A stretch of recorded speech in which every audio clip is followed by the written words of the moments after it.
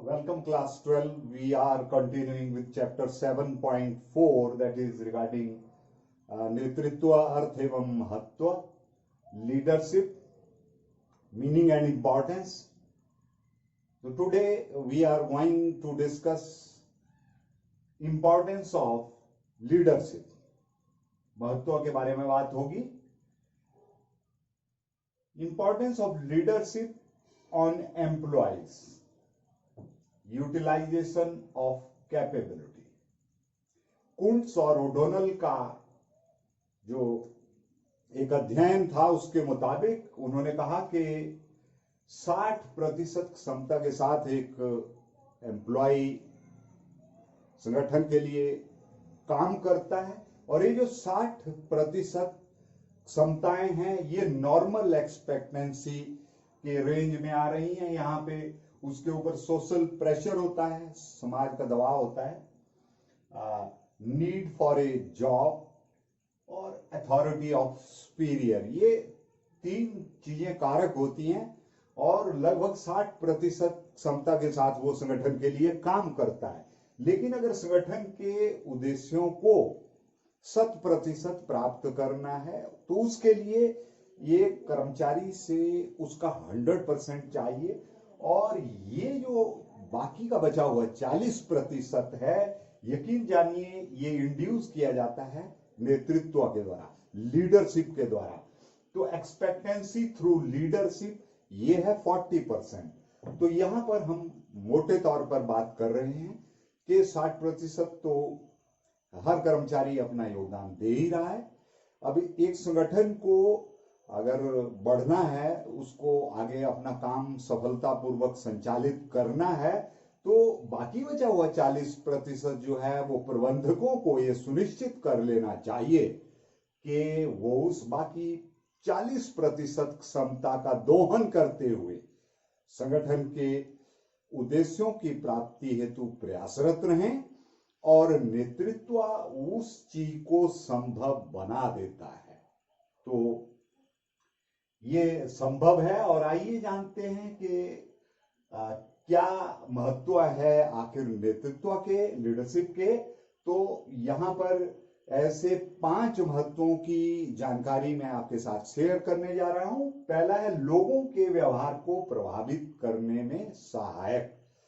तो एक प्रबंधक जो है उसमें अगर कैपेबिलिटीज हो, लीडरशिप के गुण हो तो वो अपने टीम के, अपने कर्मचारियों के माइंडसेट को बदल सकता है और उनकी पूरी क्षमता के साथ उनका जो काम करने की क्षमता है उसका पूरा दोहन करते हुए संस्था के प्रयासों की ओर ला सकता है.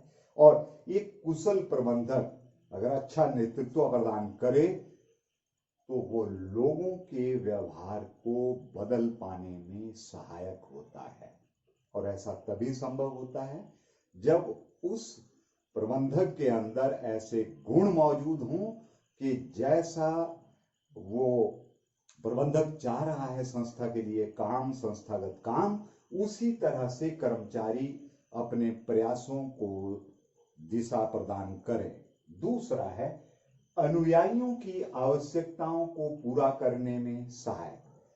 अब कोई चमत्कार नहीं होगा, अनुयायी जो हैं वो तभी फॉलो करेंगे नेतृत्व को, नेता को, अगर अनुयायियों की जो आवश्यकताएं हैं उनको अवसर प्रदान किए जाएं, उनको सही समय पर वेतन में वृद्धि हो, सही समय पर उनकी समस्या का निदान हो, जो वर्क एनवायरनमेंट है, काम करने की जो वहां पर उस संस्थान में एक वातावरण है वो बेहतर हो, वो प्रोवाइड करे. अगर वो शिकायत करते हैं कर्मचारी तो नेता जो है उस चीज को, नेता का मतलब यहाँ प्रबंधक से है, असल में वो प्रबंधक उनकी उन छोटी समस्याओं को हल करते हुए उनके लिए अच्छा वर्क एनवायरनमेंट देता है.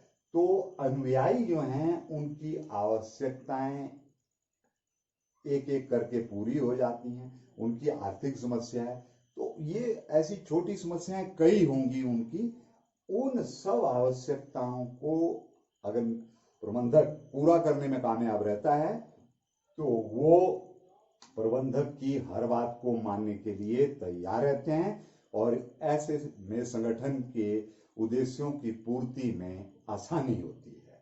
तीसरा है वांछित परिवर्तनों को लागू करने में सहायक नेतृत्व। प्रबंधक जो है, कुशल प्रबंधक जो हैं, वो क्योंकि काम का जो वातावरण है, बदलते हुए व्यावसायिक वातावरण में आप एक ही मोड के साथ काम नहीं कर सकते। आपको अपनी शैली को बदलना होता है, अपनी तकनीकों को बदलना होता है। और रही बात बदलने की, तो आइंस्टाइन ने बहुत खूबसूरत कहा था कि कोई भी व्यक्ति फॉर दैट मैटर जो मन में एक धारणा होती है, जैसे वो काम कर रहा होता है, तो उसको बदलना बड़ा मुश्किल है, एटम को तोड़ना आसान है। तो मुझे लगता है कि वांछित परिवर्तनों को लागू करने में जो माइंड सेट है कर्मचारियों का, अगर उस तक आपकी पहुंच हो गई प्रबंधकों की, और वो कुशल नेतृत्व के कारण होती है, ऐसा संभव होता है, तो वांछित परिणाम लागू होंगे। संस्थागत जो परिवर्तन लाए जाने हैं सेटअप में, व्यवस्था में, वो लाए जाएंगे और ये सब चीजें जो हैं वो उस संगठन के उद्देश्यों को प्राप्त करने में आसानी होती है। तो एक अच्छा नेतृत्व जो है इस चीज को संभव बनाता है, झगड़ों को प्रभावी ढंग से हल करने में सहायक। अब एक संस्थागत काम हो रहा है, वहां पर कर्मचारियों के बीच में झगड़े होंगे, मालिक और कर्मचारियों के बीच में झगड़े होंगे। यहां पर नेतृत्व जो है, कुशल नेतृत्व, प्रबंधक का काम हो जाता है कि वो कुशल नेतृत्व करते हुए उन झगड़ों की तह तक जाए, उनका एक उचित समाधान निकाले। और नब्ज तो उसको मालूम ही रहती है प्रबंधक को कि नब्ज कहाँ है, नब्ज को ठीक से टटोल करके, उस बुखार को ठीक करके वो झगड़ों को इफेक्टिव तरीके से हल कर सकता है। और जब माहौल व्यवसाय में काम करने का शांतिपूर्ण होगा तो जो उद्देश्य हैं वो पूर्ण होते हैं। पांचवा और आखिरी पॉइंट यहाँ पर अधीनस्थों के प्रशिक्षण एवं विकास में सहायक। तो कुशल नेतृत्व जो है, ये प्रशिक्षण और विकास कर्मचारियों का ये बहुत जरूरी होता है और आवश्यक है। किसी बदलते हुए व्यावसायिक वातावरण में आदमी को नई तकनीकों के बारे में सीखना होता है, उसके बारे में ट्रेनिंग ली जाती है और ओवरऑल उसका जो डेवलपमेंट है as a professional, as an employ, उसका जो काम है उसमें निखार आए। तो ये कुशल नेतृत्व के कारण ये चीजें संभव हो सकती हैं और एक साधारण कर्मचारी भी बेहतर काम करने लगता है जब आप उसको ट्रेनिंग देंगे और उसको आत्मविश्वास देंगे। और कुशल नेतृत्व ये दोनों चीजें दे सकता है तो उसकी पर्सनालिटी में उसमें डेवलपमेंट होती है उस एम्प्लॉय की, और वो संस्था के लिए पॉजिटिव डेवलपमेंट रहती है। तो ये थे नेतृत्व के महत्व के बारे में वो 5 पॉइंट्स जिनकी हमने चर्चा की। आइए जानते हैं qualities of a good leader. एक अच्छे नेता के क्या गुण होने चाहिए, उसके नेतृत्व के अंदर कौन कौन से, उस पर्टिकुलर आदमी के अंदर कौन कौन सी वो बातें सम्मानित होनी चाहिए और उनके कारण वो एक संस्था के लिए बेहतर साबित हो। तो पहला उसमें रहता है शारीरिक विशेषताएं, फिजिकल फीचर्स। तो पहली बात यह है कि जो प्रबंधक है, नेतृत्व है, उसको लीड करना है। All managers are leaders but all leaders are not managers. तो मैनेजर को लीड करना है और वो लीडरशिप क्वालिटी होनी चाहिए। तो शारीरिक विशेषता, स्वस्थ होना चाहिए। अब स्वस्थ शरीर में जो एक स्वस्थ बुद्धि है वो निवास करती है और वो कारक होती है आपके काम में अच्छा या बुरा होने में। अगर आप फिजिकली, मेंटली अलर्ट हैं, फिट हैं, तो आप अपनी टीम से, आप अपने कर्मचारियों से, अधीनस्थों से उस काम को बखूबी करवा सकते हैं और रिजल्ट जो है वो पॉजिटिव होंगे। अगर आप लेथार्जिक हैं, आप खुद फिजिकली, शारीरिक तौर पे अनफिट हैं, तो ऐसा संभव नहीं हो पाएगा। दूसरा है यहाँ ज्ञान, नॉलेज की बात। एक नेता जो है वो खुद नॉलेजेबल पर्सन होना चाहिए और उसको उस पर्टिकुलर फील्ड का अच्छा ज्ञान होना चाहिए प्रबंधक को, और जो बदलता हुआ वातावरण है उसके साथ अडॉप्ट करना, एडजस्ट करना, अपना सामंजस्य बिठाना, वो गुण अवश्य होना चाहिए, वो कौशल होना चाहिए। तो ज्ञान वो एक हथियार है, औजार है, जिसके दम पर आप अपने जो कर्मचारी हैं उनके ऊपर प्रभाव रख सकते हैं और वो आपकी बात मान सकते हैं। तो आपके अंदर वो ज्ञान होना चाहिए, सत्यनिष्ठा, इंटेग्रिटी होनी चाहिए, वो कौशल आपके अंदर मौजूद होना चाहिए। और सत्यनिष्ठा जो है वो, अगर वो खुद उसकी इंटेग्रिटी पे किसी को शक नहीं होगा प्रबंधक की, तो जो नेतृत्व है उसमें वो सत्यनिष्ठा, वो कौशल है, तो बाकी लोगों को फॉलो करने में आसानी होती है। आपका संगठन के प्रति समर्पण है, आप व्यवहार कुशल है और आप दूसरों की समस्याओं को अच्छे से समझते हैं, तो और आपके जो मॉरल वैल्यूज हैं वो हैं आप में, तो उस प्रबंधक में, उस लीडरशिप में, तो ये अंततः एक गुण है किसी अच्छे नेतृत्व का। और ये होने का अर्थ है कि संगठन के लिए लाभ ही लाभ और संगठनात्मक उद्देश्यों की पूर्ति में आसानी ही आसानी होती है।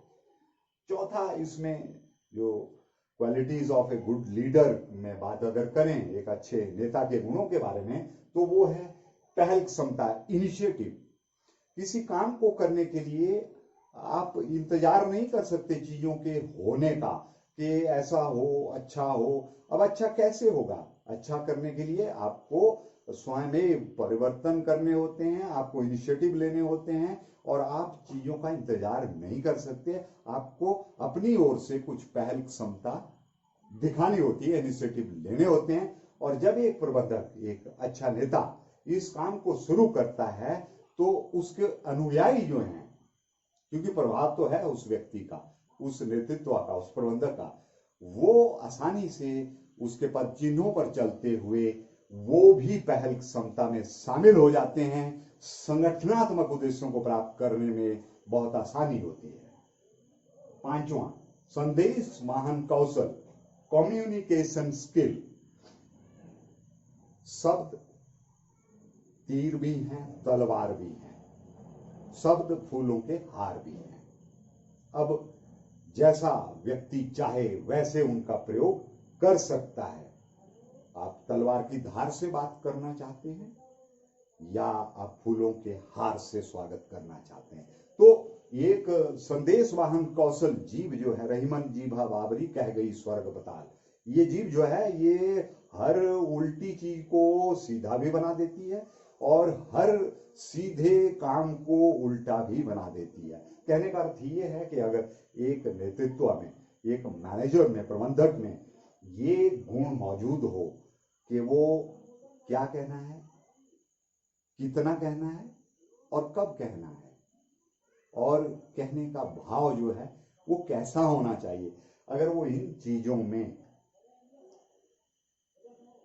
पकड़ है तो बात बनती है, नेतृत्व को पहचान मिलती है और उसका लोहा माना जाता है। और ये प्रबंधन क्षमता में ये कौशल एक मैनेजर में, एक नेता में, क्योंकि यहां मैं प्रबंधक की बात इसलिए कर रहा हूं कि प्रबंधक में नेता के गुण तो होने ही चाहिए, एक हिस्सा है उसकी जॉब का।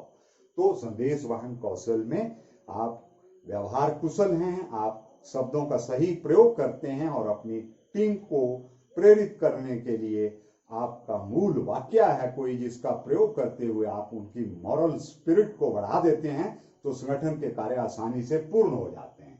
छठा है अभिप्रेरण कौशल, motivation skill, when the things are down. when the chips are down, your team is not feeling up and over. वहां पर एक कुशल प्रबंधक, कुशल नेतृत्व उन कर्मचारियों को अभिप्रेरित करता है। वो सभी उठते हैं और अपने काम पर फोकस करते हुए, ध्यान को केंद्रित करते हुए, पूरी क्षमता के साथ काम को संपूर्ण करते हुए, अपने आप को मोटिवेट करते हुए, अभिप्रेरित करते हुए संस्था के उन टारगेट्स को अचीव करने में कामयाब होते हैं। ये गुण एक अच्छे नेतृत्व में होना अति महत्वपूर्ण है। 7th point is self confidence, आत्मविश्वास। ये वो दवा है जो जीती हुई बाजी को हार भी सकती है और हारी हुई बाजी को जीत भी सकती है। अगर सेल्फ कॉन्फिडेंस है तो जीती हुई बाजी, माफी चाहूंगा, सेल्फ कॉन्फिडेंस मौजूद है, chips are down, things are against you, but self confidence, आत्मविश्वास वहां पर मौजूद है पूरी टीम में, नेता में, उसकी टीम में। आप हारी हुई बाजी को जीत सकते हो।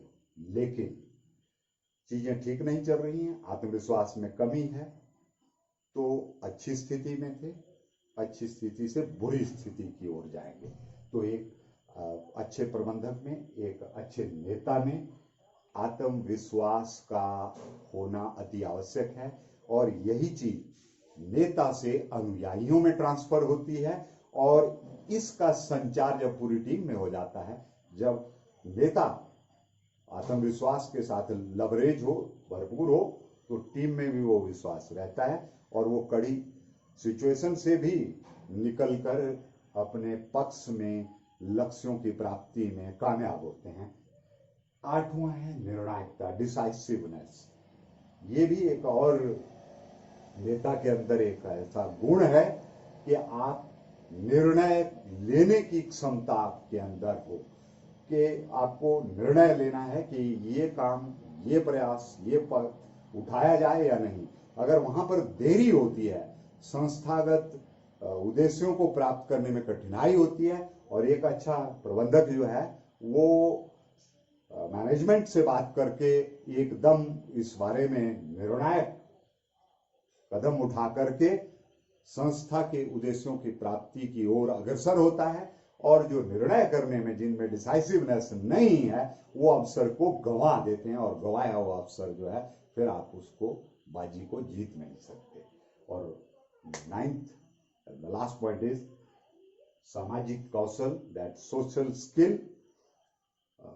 मनुष्य एक सामाजिक प्राणी है और प्रबंधक हो, कर्मचारी हो, वो भी सामाजिक प्राणी हो। At the end of the day you must be social animal, that is very important. आप एक अच्छे प्रबंधक, अच्छे नेता तभी हो सकते हैं एक अच्छे सामाजिक प्राणी भी हों। तो अंत में मैं आपसे एक ही बात कहना चाहूंगा कि आज के इस हमारे लेक्चर में 2 बातें डिस्कस की गई।